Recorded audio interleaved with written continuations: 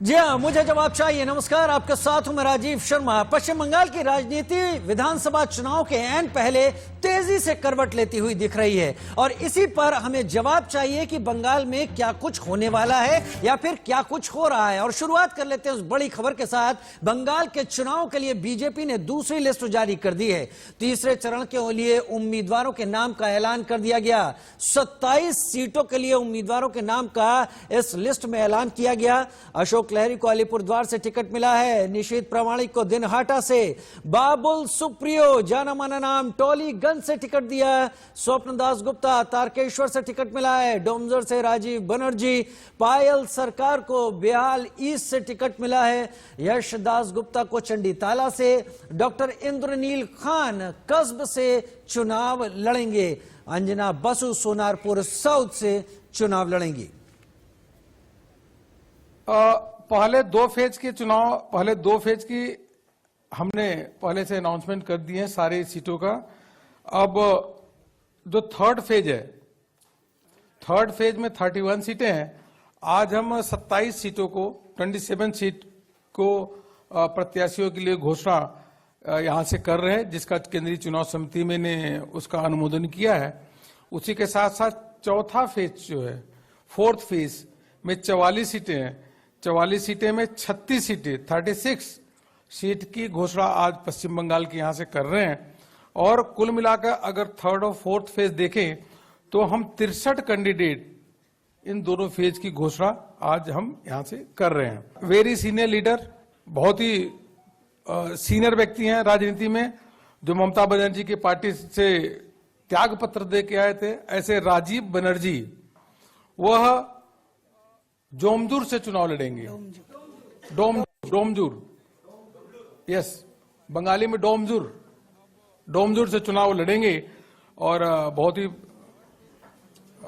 Prominent वहां के minister थे। टीएमसी में छोड़ करके मोदी जी के नेतृत्व में भारतीय जनता पार्टी ज्वाइन की थी। लॉकेट चटर्जी सांसद हैं भी। Locket Chatterjee member of parliament, वह चुनाव लड़ेंगी चुचुरा से। CHURA। राहुल गौतम हमारे साथ ज्यादा जानकारी के साथ इस वक्त जुड़ गए हैं। राहुल, बीजेपी चाहती तो अपने तमाम उम्मीदवारों के नाम घोषित कर सकती थी, क्योंकि लगातार बोर्ड की बैठक हो रही थी इन तमाम चुनावों को लेकर, लेकिन बीजेपी बहुत सेलेक्टिव है और बहुत बड़ी संख्या में उम्मीदवारों के नाम घोषित नहीं कर रही है। फिर भी आज जो घोषित किए गए हैं कितने अहम हैं? इसमें उम्मीदवार बाबुल सुप्रियो तक को शामिल किया गया है।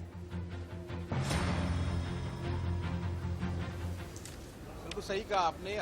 63 कैंडिडेट्स का नाम आज अनाउंस किया है पार्टी ने।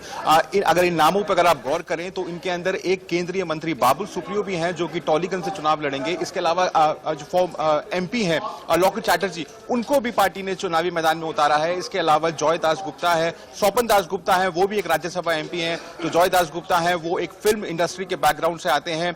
पायल सरकार है। तो साफ तौर पर आप ये मान के चलिए कि जितने भी दिग्गज हैं, इससे ये पता लगता है कि जो बंगाल चुनाव है वो कितना अहम है बीजेपी के लिए, और इसीलिए पार्टी ने अपनी पूरी ताकत झोंक दी है। इससे पहले 57 नामों का बंगाल चुनावों के लिए जो ऐलान हुआ था, और अब 63, यानी कुल मिलाकर 120 नामों का ऐलान कर चुकी है पार्टी। 294 सीट्स की असेंबली है बंगाल की। लेकिन बीजेपी, आपने सही कहा, बहुत फूक के कदम रख रही है।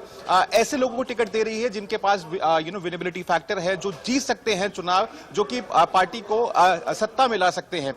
जो TMC से छोड़कर आए, बीजेपी में छोड़कर आए हैं, ऐसे लोगों को भी पार्टी टिकट दे रही है। तो आप ये मान के चलिए कि बीजेपी हर पत्ता बहुत सोच समझ के चल रही है, और इसी वजह से सारी ताकत पार्टी ने इस चुनाव के अंदर झोंक दी है। राहुल, एक बात आपने सही कही, विनेबिलिटी फैक्टर देखा जा रहा है कि वो कितना ज्यादा किसी उम्मीदवार के साथ जुड़ा हुआ है। बहुत शुक्रिया राहुल गौतम हमारे साथ इस तमाम जानकारी के लिए। वहीं इस बीच आज ममता बनर्जी ने व्हील चेयर पर रोड शो करके अपनी ताकत से विरोधियों को रूबरू करवाया। साथ ही उन्होंने कहा कि उनका दर्द लोगों की परेशानियों के सामने कुछ भी नहीं है।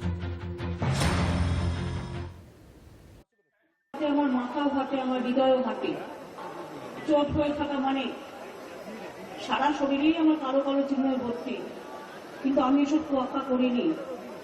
চিকিৎসকদের ধন্যবাদ, তারা আমাকে মোটামুটি প্লাস্টার করে দিয়ে আবার 7 দিন বাদে দেখবে আমি পারমিশন নিয়েছি এবং আমার সাথে সবাই থাকবে একটা টিম। যে চক্রান্ত, যে পরিকল্পনা তা যেন নস্যাৎ হয়ে যায়। বাংলার মানুষ যেন সবাইকে জয় করে। আপনারা শান্তিতে থাকুন, আপনারা ভালো থাকুন, আপনারা সমৃদ্ধ থাকুন, আমাকে ভরসা রাখুন।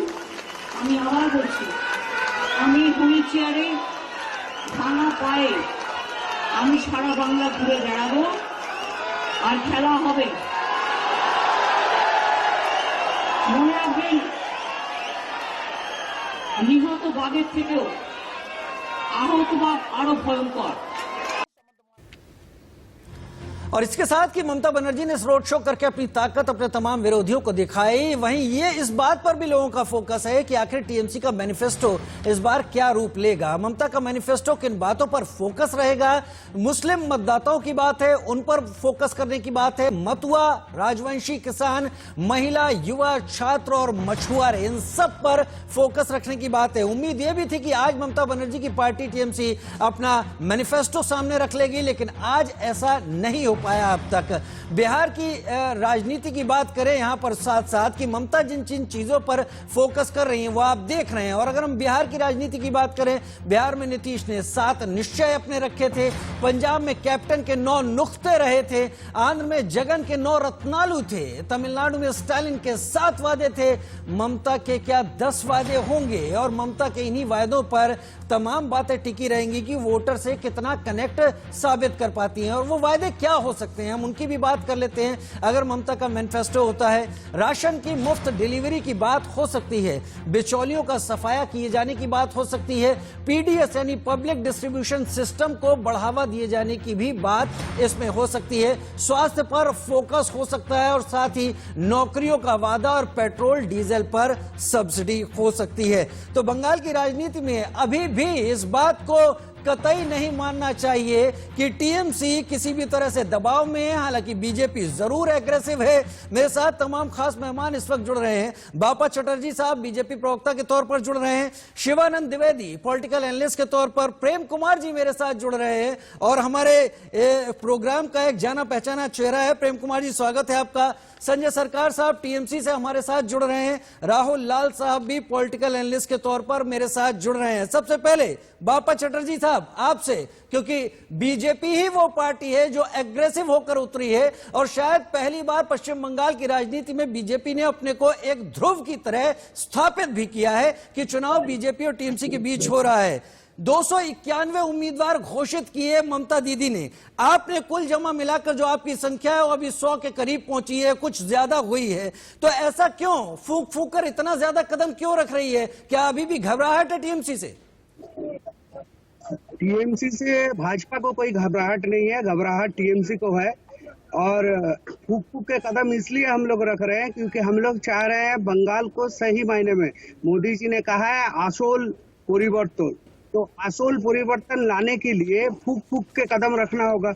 हम लोग को देखना होगा कि ऐसा ना हो कि सोनार बांग्ला जिस तरह से टीएमसी कहती, ममता दीदी ने कही थी कि कोलकाता को लंदन बनाएंगे और दार्जिलिंग को स्विट्जरलैंड बनाएंगे। ना तो कोलकाता लंदन हुआ, ना ही दार्जिलिंग स्विट्जरलैंड हुआ। तो भाजपा ऐसे कोई धकियानुसी वादा लेके या किसी भी तरह का झूठ का सहारा लेके सामने समाज के सामने आना नहीं चाहती है, पश्चिम बंगाल वासी के सामने नहीं आना चाहती है। जिस वजह से हमारे जो कैंडिडेट होंगे उनको एकदम सही पैमाने में चुन के उतारा जा रहा है ताकि जो लोग उन पे ट्रस्ट कर सके, ट्रस्ट वर्दी हो, और जिनको लेके आने वाले दिन में बंगला को सही मायने में सोनार बांग्ला में पहुंचाया जा सके, उसका कारगर बने। संजय सरकार, सुन रहे थे टीएमसी से आप इस वक्त बापा चटर्जी जो बातें कह रहे थे, आसोल परिवर्तन की बातें प्रधानमंत्री नरेंद्र मोदी पश्चिम बंगाल में करके आए। संजय सरकार टीएमसी से अगर मेरे साथ जुड़े हुए हैं, आसोल परिवर्तन की बात कर रहे हैं,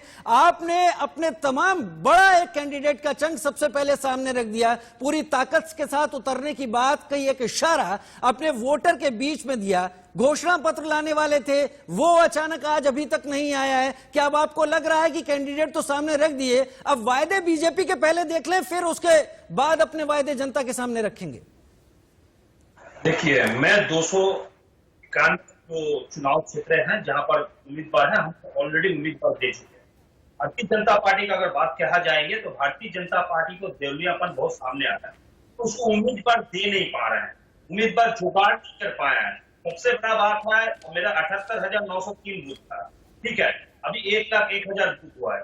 अगर एक एक बूथ में अगर एक एक पोलिंग एजेंट देने पड़ेंगे तो भारतीय जनता पार्टी के पास में वो आदमी है ही नहीं है, पोलिंग एजेंट देने के लिए आदमी नहीं है। 4 कार्यकर्ता चाहिए जो बूथ मैनेज करने के लिए, टोटल 6.5 लाख आदमी को जरूरत है, उसको बस वो है ही नहीं है। क्या तो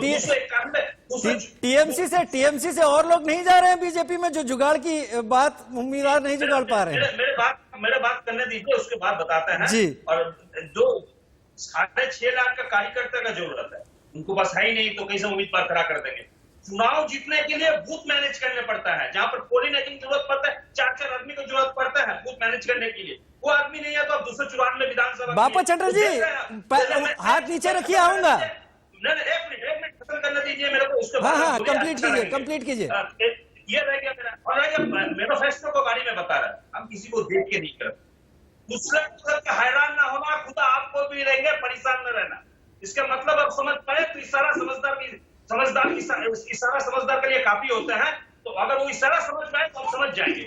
रह गया बंगाल का विकास, मैं 10 साल में जो विकास किया है, और नरेंद्र मोदी को जो 7 साल में जो बिना, और भारतीय जनता पार्टी जहां सरकार ने यूपी में आज कल मालूम है, यूपी में 25,000 को निकाल दिया है, त्रिपुरा मालूम है 820 जो स्कूल है उसको सरकारी स्कूल को प्राइवेट कर दिया, 10,000 टीचर को किक कर दिया है। ये सोनार बंगाल बनाएंगे। बंगाल में तो रूपा के बच्चे चोर केस में ऑलरेडी फंसे हुए हैं, और दूसरे टोटल केस में मेरा गोस्वामी बनाए हुए हैं। ये क्या बनाएंगे? उड़ते बंगाल बनाएंगे ना बच्चे चोर बंगाल बनाएंगे? ठीक है बापा चटर्जी, जवाब दीजिए। इससे इतना ज्यादा आगे आऊंगा आपके पास संजय सरकार। बापा चटर्जी, उम्मीदवार तो है नहीं आपके पास, अब टीएमसी से और लोग आएंगे या और लोगों को जुगाड़ने की कोशिश बीजेपी करेगी? मैं उनका दर्द समझ सकता हूँ, उनका जो पीड़ा है उनके लिए मैं समव्यक्ति हूँ। उनका दर्द पे मैं मरहम का दवा तो नहीं दे सकता, लेकिन सहानुभूति प्रकट करता हूँ। भाई साहब, टीएमसी की तरह बीजेपी को बूथ मैनेजमेंट करने की जरूरत नहीं है। आप लोगों के एक नेता बोले थे उन्नयन, सुन लीजिए, बर्दाश्त कीजिए, थोड़ा बर्दाश्त कीजिए, मत लीजिए। बंगाल की जनता आपको नकार चुकी है, सुनने का धैर्य ठीक है बापा चटर्जी, संजय सरकार, हमारे पास बहुत वक्त है, एक छोटा सा ब्रेक ले लूं और ब्रेक लेकर वापस लौटता हूं। प्रेम कुमार जी भी हमारे साथ पॉलिटिकल एनालिस्ट के तौर पर जुड़े हुए हैं, और उनकी बात भी आप दोनों की बहस के बीच में एक अपनी जगह रखेगी। हम शुरू अपने तर्कश से कौन से तीर चलाएंगे ये देखना होगा, लेकिन इससे पहले उन्होंने अब तक कैसे कैसे ममता और टीएमसी को घेरा, एक पल वो भी सुनिए। ये तो शुरुआत है, चुनाव आते आते आप अकेली रह जाएगी। चुनाव आते आते जिस प्रकार की सुनामी को मैं बंगाल में देख रहा हूं, मित्रों, इसकी कल्पना शायद ममता दीदी ने नहीं करी होगी। मां माटी मानुष के नारे को तोलबाजी, तुष्टीकरण और भतीजावाद में परिवर्तित कर दिया। बंगाल के अंदर 200 से ज्यादा सीट के साथ भारतीय जनता पार्टी की सरकार बनाने के लिए इकट्ठा हुए। ये लड़ाई ममता दीदी को उखाड़ फेंकने की नहीं है, ये लड़ाई सत्ता परिवर्तन की नहीं है, ये लड़ाई एक दल को बदलकर दूसरे दल को सत्ता दिलाने की नहीं, एक मुख्यमंत्री बदलकर दूसरे मुख्यमंत्री को बिठाने की नहीं है, कुछ मंत्रियों को बदलने की नहीं है। ये लड़ाई हमारे बंगाल को सोनार बांग्ला बनाने की लड़ाई है। सारे भाइयों बहनों बताओ, ये 294 क्षेत्रों से हम तृणमूल कांग्रेस को उखाड़ फेंकेंगे क्या? जरा जोर से बोलो, उखाड़ फेंकेंगे क्या? जोर से बोलो, उखाड़ फेंकेंगे क्या? ये परिवर्तन यात्रा श्री नरेंद्र मोदी का संदेश लेकर आ रही है।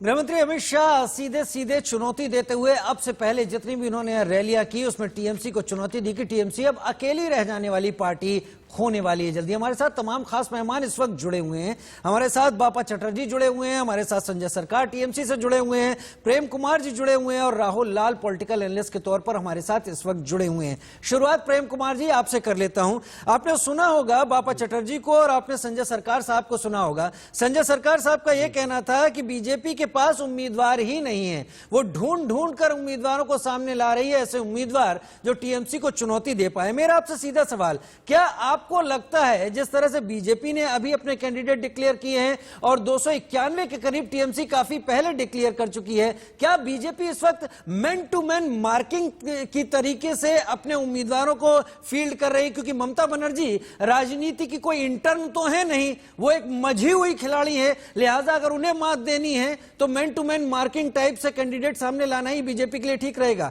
प्रेम कुमार सर। हाँ, राजीव जी, आप बहुत सही बात कर रहे हैं कि बीजेपी रणनीतिक तौर पर अपने उम्मीदवार फील्ड कर रही है। आप देख रहे होंगे कि टीएमसी से आए हुए नेताओं को भी उन्होंने टिकट दिया है। इसके अलावा अपने सांसदों को भी विधानसभा चुनाव लड़ा रही है। इसका मतलब दो है। इसका एक मतलब यह है कि एक एक विधानसभा सीट का वो कीमत उसकी वो समझते हैं, इसलिए सांसद को भी उतार रहे हैं। और दूसरा मतलब यह भी हो सकता है बीजेपी के पॉइंट ऑफ व्यू से कि उनका आत्मविश्वास इतना ज्यादा है कि हम तो सरकार बनाने ही जा रहे हैं और हमारे जो बड़े नेता हैं उसको हम चुनाव लड़ा रहे हैं। ये दोनों मतलब हो सकते हैं। लेकिन जो संजय सरकार जी कह रहे थे कि बीजेपी के पास कैंडिडेट्स नहीं है सब जगह फील्ड करने के लिए, तो ये भी एक बड़ी सच्चाई है। पर मुद्दे की बात अगर हम करें तो ये बात समझिए कि ममता बनर्जी ने जो आज स्टेटमेंट दिया है फ्रैक्चर्ड लेग के साथ में कोलकाता से, ये बहुत बड़ी तस्वीर है। कोलकाता इसलिए उन्होंने चुना, एक तो राजधानी है, दूसरा उन्होंने ज्योति बसु के कार्यकाल की याद दिलाई है। उन्होंने एक तीर से दो निशाने साधे हैं। एक तरफ उन्होंने बीजेपी पर हमला बोला है, दूसरी तरफ वो लेफ्ट के शासन की भी याद दिला रहे हैं। और अब ये मत समझिए, मैं एक और बात जोड़ना चाहता हूं कि जैसे उत्तर प्रदेश में गाड़ी पलटने का मतलब अलग होता है, अब स्कूटी पलटने का भी मतलब बंगाल में अलग हो गया है। ये मैं गौर कर दिलाना चाहता हूं। स्कूटी पलटने का मतलब भी अलग हो गया है। अगर देश का ना प्रदेश के प्रधानमंत्री इतना बड़ा बयान देते हैं और उसके बाद ये घटना घट जाती है, और इस अभी मैं खबर देख रहा था, चुनाव आयोग ने कहा कि कोई सबूत नहीं मिले हमले के। बात यही खत्म नहीं हो जाती है राजीव शर्मा जी, बात यही खत्म नहीं हो जाती है। ठीक है, सबूत नहीं मिले हैं और बड़ी जांच होनी चाहिए, क्योंकि प्रधानमंत्री के बयान के बाद यह घटना घटी है। अगर बीजेपी के उत्साहित कार्यकर्ताओं ने आवेश में आकर के प्रधानमंत्री के बयान पर ये कुछ एक्शन कर दिया है तो ये बहुत बड़ी जांच का विषय है। चाहे कांग्रेस हो, लेफ्ट हो, टीएमसी हो, इवन बीजेपी हो, सबके लिए ये समय ये सोचने का है कि इस तरह की लूज बयानबाजी न करें ताकि नेता पर हमला हो जाए। ठीक है प्रेम कुमार सर, वाकई यहां पर जरूर बहुत संजीदा होने की जरूरत है। लेकिन अब आपने स्कूटी वाले मसले को या गाड़ी के गिरने वाले मसले को, चोट लगने के मसले को आपने उठाया। मैं शिवानंद द्विवेदी से जान लेना चाहता हूं, पॉलिटिकल एनालिस्ट के तौर पर मेरे साथ हैं। शिवानंद जी, बंगाल की राजनीतिक सरगर्मी पर हम चर्चा कर रहे हैं जो कुछ है, और हमारे साथ टीएमसी और बीजेपी के दोनों सहयोगी मौजूद हैं जो हमें बता रहे हैं इस बारे में। लेकिन अगर ममता के ऊपर इस हमले की बात ना हो जिसको ममता और टीएमसी हमला बता रहे हैं, और चुनाव आयोग कह रहा है ऐसा कोई स्थिति साफ नहीं है, ऑब्जर्वर कह रहे हैं ये महज एक हादसा था, इससे ज्यादा कुछ नहीं, क्या इसकी वजह टीएमसी बदलते समीकरणों को महसूस कर रही है? और ऐसी स्थिति में इमोशनल कार्ड को चलने की भी क्या टीएमसी की तैयारी है? क्योंकि इमोशनल कार्ड कई बार बहुत काम का साबित होता है। देखिए, ये पूरे मामले में मैं तो मानता हूं कि ममता बनर्जी पे हमला कहना ही गलत है। ये बात करनी ही गलत है। हमला नहीं था, हादसा था। इस बात को सिर्फ चुनाव आयोग तक मत सीमित करिए। कोलकाता पुलिस की जो सबसे शुरुआती जो उन्होंने रिपोर्ट की उसमें भी उसने हमले की बात नहीं की। दूसरी चीज, चश्मदीद जो वहां पे थे उन्होंने भी हमले की बात नहीं की। जो प्रथम वीडियो आया उसमें देखा जा रहा है कि दरवाजा बंद हो रहा है और चोट लग रही है, तो ये हमले की बात नहीं थी। तीसरी बात, एक अचरज मैंने देखा कि एक दिन पहले प्लास्टर लगता है पैर में और दूसरे दिन प्लास्टर कट जाता है। तो ये अद्भुत चिकित्सा पद्धति पता नहीं कैसे बंगाल में आई है कि एक दिन प्लास्टर लगता है और अगले दिन कट जाता है। तो अगर ऐसा है तो इसका लाभ देश के अन्य लोगों को जिनको कहीं चोट लगती है उसको मिलना चाहिए। रही बात अभी राजीव जी, नहीं, इसको मैं थोड़ा सा मेरी बात कंप्लीट हो जाने दीजिए। नहीं, मैं नहीं रोक रहा हूँ, मैं नहीं रोक रहा, पैनल में से ही कोई रोक रहा है। आप मैं राहुल लाल बोल रहा हूँ। हाँ बोलिए बोलिए राहुल लाल, मैं आपके पास आ रहा हूँ, बस इनके बाद आपके पास हूँ।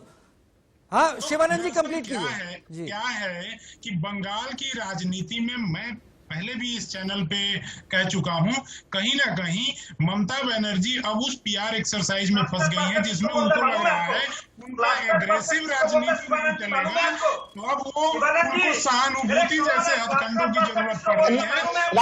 ठीक है राहुल लाल, मैं एक मिनट, संजय सरकार बापा आपके पास आ रहा हूँ। संजय सरकार, बापा चटर्जी आपके पास आऊंगा, एक मिनट।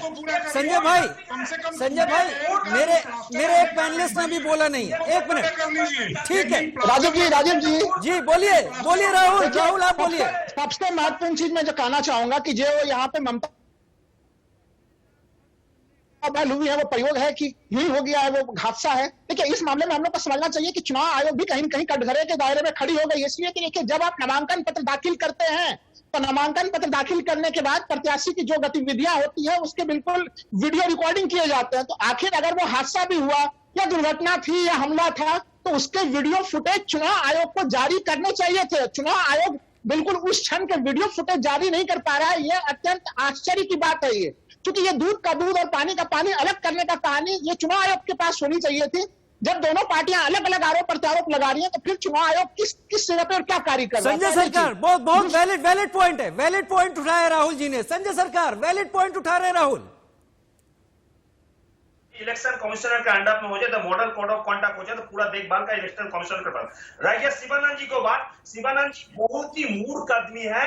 क्लस्टर किसको जानते नहीं आप, पहले क्लस्टर किसको बोलते हैं जानकारी लेके आइए। किस ढंग से क्लस्टर करता है? आप मेडिकल बुलेटिन देखा है ना, पढ़ा है ना, जानकारी है आपको? ये पूरी जानकारी नहीं। एक मूर्ख आदमी से क्या समझ, जिसके अंदर में गोमूत्र है पेट में और दिमाग में गोबर है, वो इसके अलावा क्या जवाब दे सकता है? मूर्ख तो मूर्ख तरह भी जाएंगे। देखिए संजय जी नहीं, मैं आप लोगों के बीच में बहस नहीं चाहता हूँ। मैं एक मिनट नहीं, शिवानंद जी, राहुल जी, राजीव जी संस्थाओं के ऊपर जिस तरह से हमला हुआ है और संवैधानिक संस्थाओं का भारतीय जनता पार्टी दुरुपयोग कर रही है, ये लोकतंत्र के लिए खतरनाक। ठीक है, मैं बापा चटर्जी से जाऊं, मैं बापा चटर्जी से बात कर लूं, एक एक करके बात रखेंगे। संजय सरकार आपका पॉइंट वैलिड पॉइंट निकल कर सामने आया। राजीव जी मेरी बात पूरी नहीं हुई थी। राजीव जी हाँ बोलिए, जल्दी बोलिए, मुझे बापा चटर्जी के पास जाना है, बोलिए। मैं केवल ये कह रहा हूँ, देखिए संवैधानिक संस्थाओं का जिस तरह से राष्ट्रीय स्तर पर भारतीय जनता पार्टी ने दुरुपयोग किया है, ये एक बहुत ही चिंता का विषय है। चुनाव आयोग एक इंडिपेंडेंट एजेंसी है, उसको किसी का प्रभाव ठीक है। बापा चटर्जी जो पैनलिस्ट कह रहे हैं, बापा चटर्जी सुनिए, जो पैनलिस्ट कह रहे हैं कि इसकी पूरी रिकॉर्डिंग चुनाव आयोग को करनी चाहिए थी, ये चीजें क्या चुनाव आयोग के पास है? बीजेपी भी सवाल उठा रही है और अब इस बात का भी इसके साथ जब सवाल जोड़िए कि आप लोग क्या अब ये समझ बैठे हैं कि अभी नहीं तो कभी नहीं बंगाल में? बापा चटर्जी मूर्ख आदमी क्या जानेंगे? ठीक है, नहीं जानते। अच्छा बापा चटर्जी ठीक है। संजय सरकार सुन लिया। संजय सरकार जी, संजय भाई हर एक का अपना ज्ञान होता है। बापा चटर्जी बहुत कम समय है, बताएं। इलेक्शन कमीशन को डेफिनेटली एक वीडियो जारी करना जरूरी था, चाहिए, क्योंकि हम लोग भी मांग रहे हैं। ममता बनर्जी जो बोले हैं 4 आदमी उनको ढकेले हैं, मैं पूछना चाहता हूँ वो 4 आदमी कौन था? बंगाल की जनता उसे देखना चाहती है, जानना चाहती है कि कौन था।